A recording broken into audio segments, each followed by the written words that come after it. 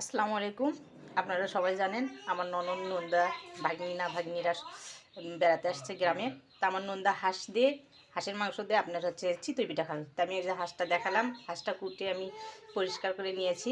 তারপরে ওই যে ওখানে আটা নিয়ে নিয়েছি।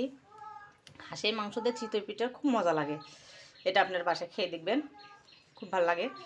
তারপরে আমি এই যে দেখেন মাংস এটা রান্না হয়েছে। ওইদিকে দেখেন আমাদের এখানে মজলিস হবে খুলিতে, তাই রান্না চলতেছে, প্রস্তুতি নিচ্ছে সবাই।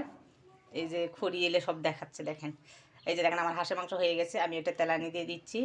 তেলানি দিয়ে হয়ে গেছে, কড়াই চুলের উপরে আছে।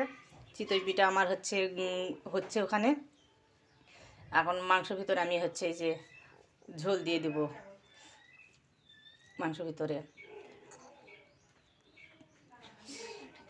আপনারা সবাই ভিডিওটা একটু দেখতে থাকবেন, আমার হাঁসের মাংস চিতই পিঠা কেমন হয়।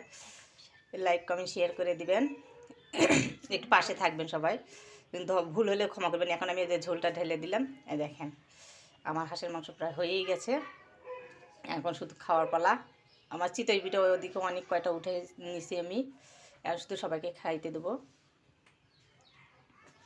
হাঁসের মাংসের কালারটা কিন্তু আমার সেই হয়েছে, এবং টেস্টটাও সেই হয়েছে। ওই যে চিতই পিঠা আমার হয়ে গেছে।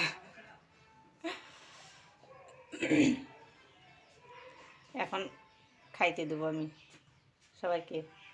দেখেন এখানে আমার ভাগিনা খাচ্ছে, আমার নন্দা খাচ্ছে, ওরা অলরেডি বসে গেছে। এই যে ওরা বলতেছে খুব মজা হয়েছে, খুব ভালো লাগতেছে।